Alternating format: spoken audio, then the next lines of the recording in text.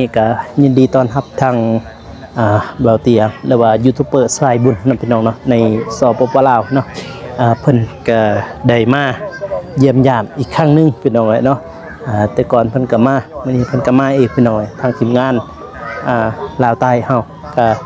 ยินดีต้อนรับพี่น้องเนาะพาเพิ่นไปเลาะเบิ่งที่ว่าคนทุกข์ยากในเขตหมู่บ้านชนบทนำพี่น้องเนาะหรือว่าหมู่บ้านทงไว้ขึ้นกับเมืองคาแตงแป้งเสยกอกพี่น้องลาวใต้พี่น้องแต่ก่อนบาโกว่าในคลิปพี่น้องว่าสิขึ้นไปหุ่นอีลี่ได้เนี่ยเห็นเราติดต่อว่าสิขึ้นไปเนาะแม่นว่าโอ้นึงมากอะเบิ่งยอดวิวตัวเองกับรายได้เองมันบ่ได้เองบ่เนี่ยมันบ่ตรงกับเป้าหมายเด้เป้าหมายมันบ่ได้คือตอนเว้าตอนนั้นนะเพราะว่าตอนเว้าตอนนั้นก็พอได้อยู่ก็คิดว่าเดือนต่อไปมันสิได้ซ้ำเก่านะก็เลยว่าสิขึ้นไปมีการเปลี่ยนแปลงแม่นมันมีการเปลี่ยนแปลงมาเลยเบิ่งรายได้แต่ละเดือนหั่นมันบ่คือเก่าหั่นนะก็เลยบ่ได้ขึ้นไปบัดนี้ต่ออันนี้น้องน้ำฝนเนาะโดยอันนี้น้องจะบ่โดยน้องหยังน้องมนตาน้องนิตาน้องมนตาน้องมนตาโดยอ๋อเฮ็ดหยังอยู่นี่สบายดีบ่ตูนบ่ตูนเคยมาถ่ายบ่ยังบ่คุณมาถ่ายคุณถ่ายว่าไงแต่ว่าอยู่สองคนนี่บ่3กับไผกับแม่ใช่แม่ ยังดูสวนแม่ว่าท่านได้มาโอ้แม่ไปชวนอันนี้บ่นอนนี่บ่โดยเบิ่งเบิ่งหน่อยดูเพิ่นอยู่กับแม่พี่น้องเอ้ยตกนี่คือบ่อนนอนบ่อนอยู่พี่น้องเนาะตัวหลังน้อยพี่น้องเอ้ย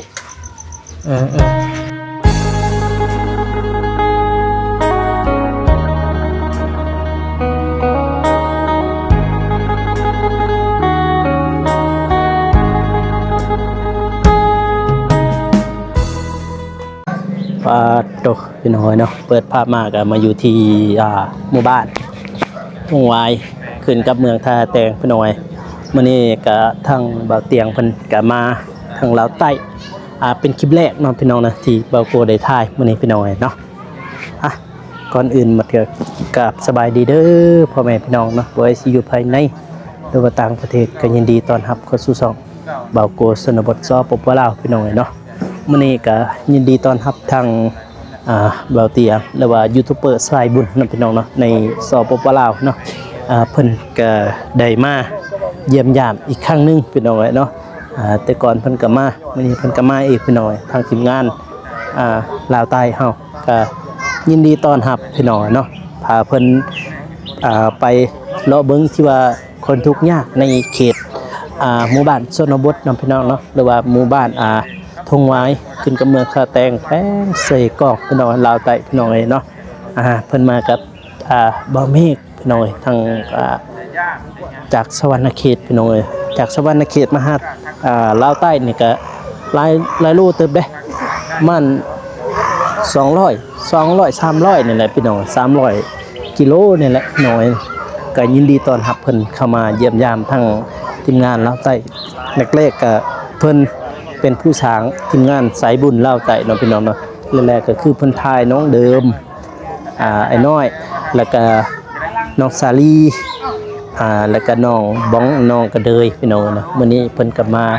อัปเดตให้พ่อแม่พี่น้องเพิ่นได้เบิ่งทางฝั่งไทยหรือว่าทางลาวหรือว่าทางต่างประเทศเนาะพี่น้องเนาะก็ว่าอัปเดตให้พี่น้องได้เบิ่งนะพี่น้องทางทีมงานเฮาก็ยินดีต้อนรับพี่น้องเลยเนาะพี่ตอนนี้เพิ่นยังถ่ายคลิปอยู่พี่น้องทางช่องเบาตูนหรือว่าช่องเบาฝนลาวใต้พี่น้องเนาะแล้วก็เบาวงน้องพี่น้องเนาะแล้วก็ทางบ่าวกูเองก็สิเข้าไปเคสนึงที่ว่าเพิ่นถ่ายน้องน้ำฝนพี่น้องเพิ่นก็ได้ของฝากของตอดมาจากผู้ใหญ่ใจบุญพ่อน้องพี่น้องเนาะเพิ่นได้เอามาเพราะว่าเพิ่นเป็นชายบุญนะพี่น้องนะเพิ่นได้ฝากอีหยังแน่ก็ทางเบากูเองก็สิมาถ่ายให้พ่อแม่พี่น้องหรือว่าผู้ใหญ่ใจบุญเพิ่นได้เบิ่งนํกันพี่น้องเนาะเพราะว่าเป็นครั้งแรกที่ว่าเบากู มาถ่ายน้องน้ำฝนนะพี่น้องเนาะอยู่ที่หมู่บ้านทุ่งวายพี่น้องเอ้ยเนาะ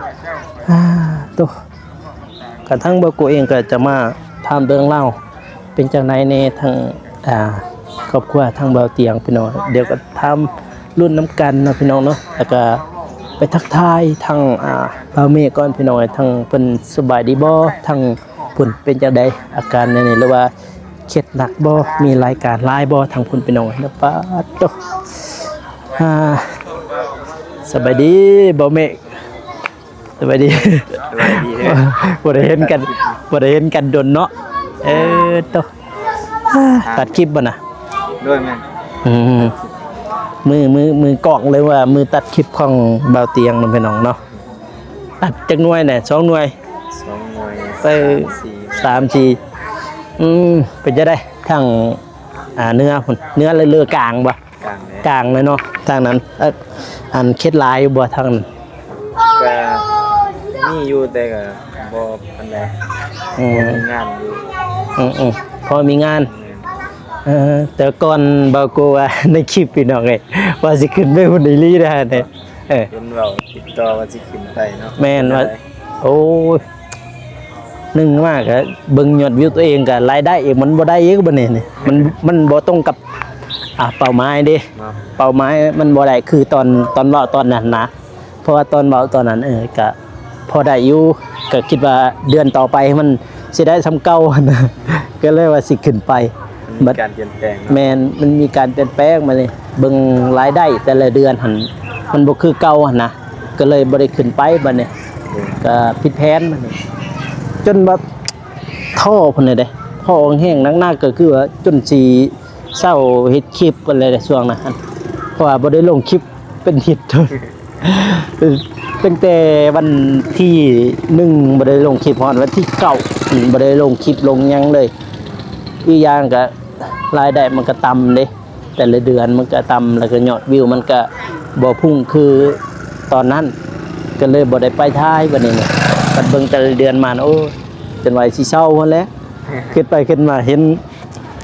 ทางทีมงานว่าสู้ๆเด้อฝากเป็นกำลังใจถ้าถามว่าเบาโกเฮ็ดคลิปมาจักปีก็ประมาณ3 ปี 4 ปีแล้วพอแรกๆก็ตะกี้ก็แต่ปี2019 18 19หั่นเฮ็ดลิ้นซื่อๆบ่ได้จริงจังดอกพี่มาจริงจังหั่นตอนปี2022ผ่านกฎนะจริงจังเลยตอนปี2022ก็คือตอนก่อนสิจริงจังหั่นไปเจอหมู่ผู้นึงพี่อยู่น้องกันนี่บาโตเล่หั่นไปเจอบาโตเล่มื้อนี้เพิ่นเป็น YouTube เด้เพิ่นได้เงินเนาะจาก YouTubeจากนั้นบาโกก็เลยจริงจังเลยเฮ็ดนำเพิ่นเลยถ่ายวิธีชนบทเลยปี2023ผ่านกฎปี2023ผ่านกฎแม่น23ผ่านกฎ24คนผู้ติดตาม10,000พอดีปลาย25แสนพอดีประมาณเดือน5นี่แหละพอดีได้โลนะแต่ทางมาดนก็สำหรับเฮาก็โดนละใส่เวลาอยู่เด้เป็นปีเพิ่นเด้เพื่อสิผ่านเพราะว่าไปถ่ายเพิ่นบุพูนดักจึงมุนก็ลุยเด้ป๊าดโตขี่รถจักรขึ้นค่อยปานว่ารถจักรก็หัวสีตายก็เร่งบ่ขึ้นบัดนี้จู้เงาโอ้ยความลำบากช่วงนั้นความอยากผ่านกฎบัดผ่านกฎมาแล้วก็จะไปยังบ่ฮู้ท่ออีกบัดนี้ท่อยอดวิวอีกตะกี้บ่ว่าได้บ่ได้ว่าเลยยอดวิวสิไปขอแต่ผ่านกฎบ่ได้ผ่านกฎแล้วโอ้เบิ่งยอดวิวจึงได้ฮู้ว่าสำคัญนี่บัดนี้ยอดวิวแล้วบัดนี้บัดแล้วแรกๆตอนเฮ็ดก็บ่ได้คิดอีหยังดอกคิดว่าผ่านกฎทำเป็นยูทูบเบอร์ก็พอแล้วนี่คิดในหัวบัดนี้ผ่านกฎมาก็เบิ่งยอดวิวตัวเองปอดลงแหวฮอดยอดวิวมาบัดนี้ผู้ติดตาม90,000สั่นแล้วตอนจากได้โดดแล้วเข้าได้สั่นบันไดโลมาแล้วก็คิดธรรมดาบัดนี้ก็บ่ได้คิดแนวใดอีกบัดนี้ตื่นเต้นตอนกี้อยากได้โลแนวในแขวงใส่กล่องมีแต่2คนนั้นได้โล คือบ่กลัวเป็นคนที่2เลยได้โล YouTube พอดีมาเจอเบาเตียงตอนนั้นหั่นเจอเบาเจ็บน้ำหลังแล้ว โดย มีเบาตัวเล่แรกๆก็เบาตัวเล่นี่แหละผู้พาเฮ็ด YouTube ผู้ดันน่ะที่ซองมากก็เบาตัวเล่เบาแม็กรอตลาดซะลี่แล้วก็เบาแม็กเบานายมากก็จึงถ้าล่างสุดนี่ก็เจอทีมงานกับเบานงแล้วก็มาเบาเตียงล่างสุดพอดีตอนเบาเตียงมาแรกๆก็ผู้ติดตาม 80,000 พอดีเพิ่นมาดันให้นะมาดันให้แม่นช่วงเพิ่นมาดันให้แต่ก็จึงฮอดแสนมานี่พอดีได้โลเลย บ่ฮอดนี่ได้โล สำเร็จ แม่นพอดีประสบผลสำเร็จเลยฮอดแสนตอนนี้ก็110,000ที่เห็นมาอันแต่ว่าผู้ติดตามหลายเลยแต่ว่าเบิ่งยอดวิวเนาะ ท่อเลยนะเบิ่งยอดวิวแต่ว่าท่อเลย แต่ก็สู้เลยไปหน่อย สู่ไปแล้วมันเป็นช่วงๆเนาะ แม่นบางทีก็เป็นช่วง มีลงคือกัน ๆตอนนั้นก็คิดทบทวนขึ้นเลยคิดทบทวนขึ้นว่าสิเซาบ่คิดไปคิดมาเซาโอ้บ่ได้เซามาสิได้เงินบ่ได้แต่ละเดือนนี่คิดมาก็เลยมาดันตัวเองขึ้นมาใหม่หั่นนะผู้สาวคักเฮ้ยอยากแจ่มเลยโหดแท้ผู้สาวเนี่ย รับ ดอีกบาทหนึ่งที่ว่าเป็นชนบทพี่น้องในลาวใต้พี่น้อยเดี๋ยวเขาทางอันนี้ก็ได้ โดย ไปหาเบาเตียงก่อนพี่น้อยนี่พี่น้องเนาะทางเบาเตียงเพิ่นไปถ่ายน้องอีกผู้นึงอยู่เพิ่นน้องโมพี่น้อยเนาะทางเบาก็เองจะก็มาอัปเดตทางน้องของฝนพี่น้องเนาะเรื่องราวไปจะได้ครับเชิญพ่อแม่พี่น้องหรือว่าผู้ใหญ่ใจบุญทุกท่านเข้าไปรับชมทั้งช่องเบาโกแล้วก็ทั้งช่องเบาเตียงนะพี่น้องเนาะ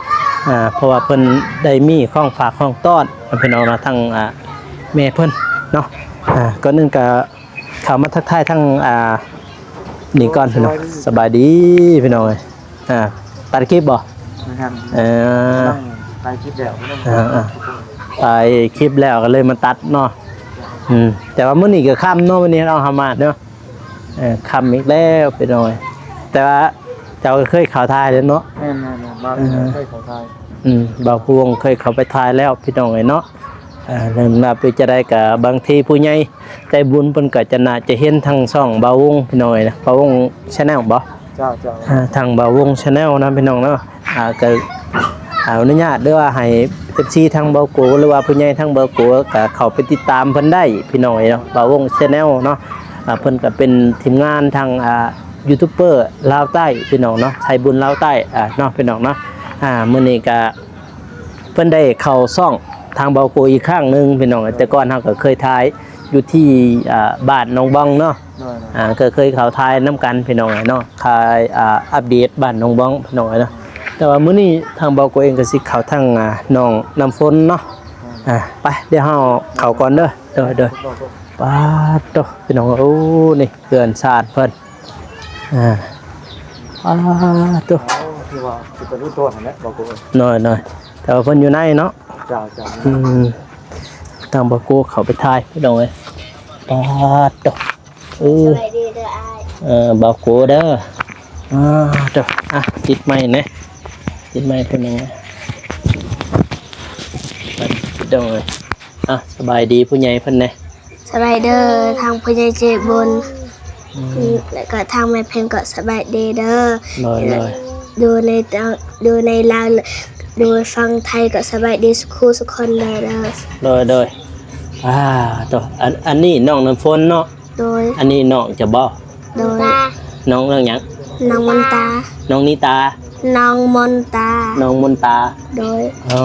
เฮ็ดหยังอยู่นี่สบายดีบ่ตูนบ่ตูนเคยมาถ่ายบ่ยังบ่ คุณถ่าย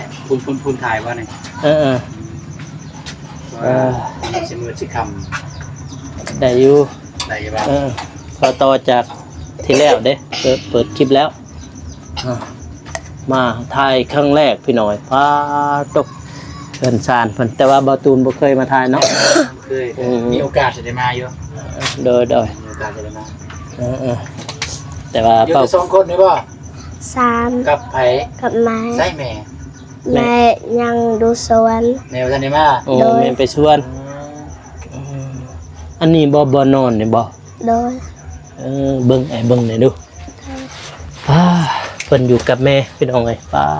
ตกนี่คือบ่อนนอนบ่อนอยู่พี่น้องเอ้ยเนาะป้าโตหลังน้อยๆพี่น้องเอ้ยแต่ว่าพวกน้องก็เฮียนบ่ เรียน เฮียนมอได้แล้วพอได้แล้ว ป .5 น้องค่อยป น้องจะเฮียนป .1 .1 โดย แต่ว่าจะเฮียนป .5 โดย อ๋อพี่น้องเอ้ยเฮียนอยู่บ้านนี่บ่ โดย อ๋อวันนี้ไปเซ็งก็เซ็งอยู่ทงหวายพุ่นเลยเนาะบันเซ็งจบเนาะอยู่อีช่างแหละบอนนั่นนะบ้านอันน่ะเขาลืมนะดอนซ่าเนาะบัดเซ็งจบสั่นก็คือไปเซ็งอยู่ดอนซ่าพุ่นเลยพี่น้องเอ้ยจากนี้ไปก็ใกล้เติบเด้เพื่อสิฮอดดอนซ่าแต่ว่าพวกน้องนี่อยู่กับแม่บ่ โดย บัดพ่อได้ละ เขาปะกัน ปะกันเลย โดย ดนแล้วบอกเขาปะกัน ดอน แต่ว่าตอนนั้นน้องเกิดแล้วบอกเลยว่ายังน้อง เกิดแล้ว น้องชายนี่คือเกิดแล้วบอก เกิดแต่ว่ายังเด็กน้อย ยังน้อย ยังน้อยอยู่ โดย ก็คือพ่อกับแม่เพิ่นได้ปะกันพี่น้องเนาะปะกันแต่ข้าวยังน้อยพี่เนาะ โดย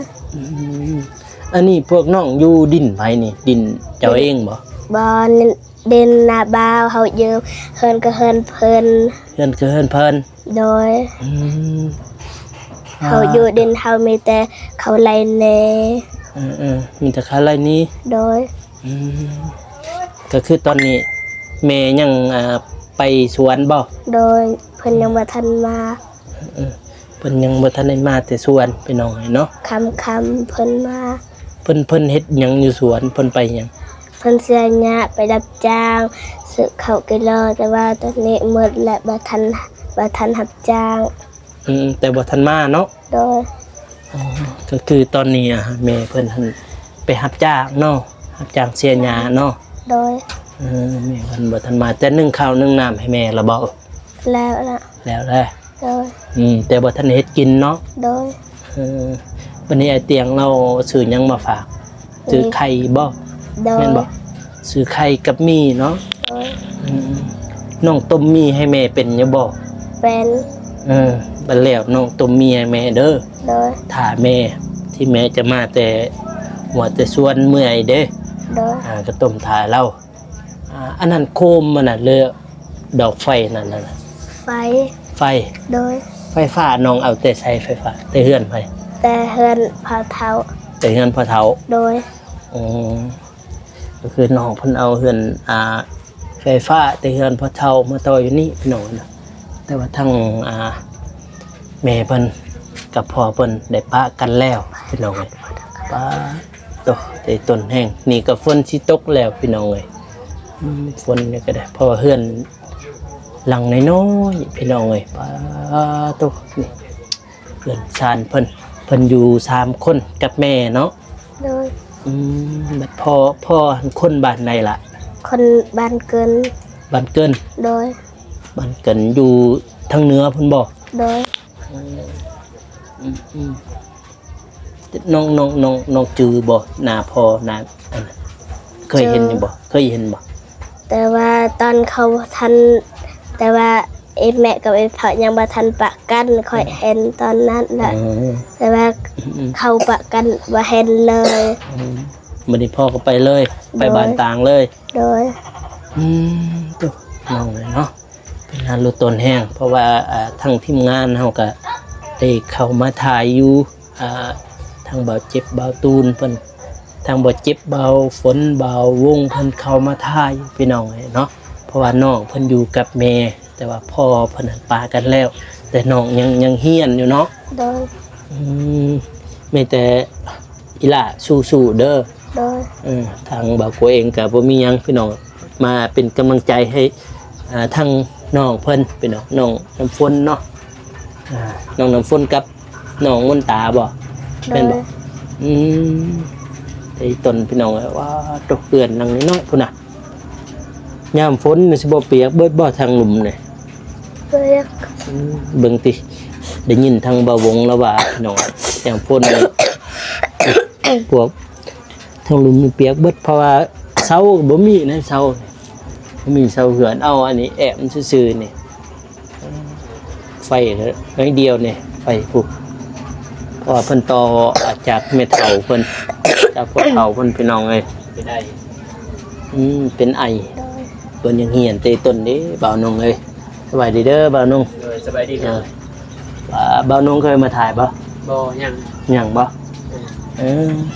ทางบ่าวโกก็ครั้งแรกคือกันพี่น้องเอ้ยเนาะมาถ่ายน้องเพิ่น สองคนมาอยู่อ่ะ 3 เอื้อไปไสแม่บ่ แม่ โดย มีแต่แม่ แม่ไปสวน เอาต้นน้ำเลย บ่ โอ้คำอยู่เด้ล่ะ แม่รับไปหับจ้างแม่ไปหับจ้างซ้ำบาทนี่เพิ่นอยู่อย่างฝ ไฟ นนี่ เนี่ย เนาะ ไฟโซลาร์เซลล์ ไฟอันนี้ติ ดอกโอ้ยดอกนั้นมันบ่ฮุงดอกมัน เมื่อหน้ามีเงินซื้อมาให้เราก่อน ถ้าว่าเข้ามาแล้วก็ดอกมันเป็นแล้วเนาะ เพราะว่าอันนี้ บ่ เบิ่ง ได้เนี่ย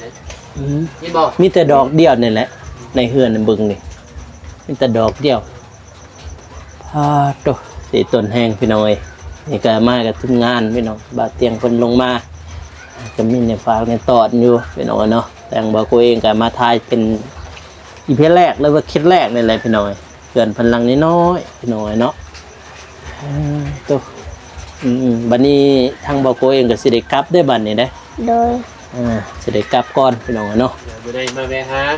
เมื่อไหร่จึงสิได้มาหาเพิ่นอีกครั้งพี่น้องเนาะมื้อนี้ก็บ่ได้มีหยังก็ฝากขั้นตอนเนาะมีแต่ฝากเป็นกำลังใจพี่น้องเนาะ โดย อีหยังก็บ่ทันเนี่ยมากับทีมงานพี่น้องเนาะบัดนี้ไอ้สิเอาไม้ก่อนวันนี้เบาโกเองสิมารีวิวเพื่อนมันก่อนพี่น้องเอ้ยนี่เบิ่งทางในก็เด้อนี่เป็นทางในพี่น้องเนาะนี่ทางในบอนนอนบอนอยู่เพิ่นตัวอันนี้เป็นน้ำกินนี่แหละพี่น้อง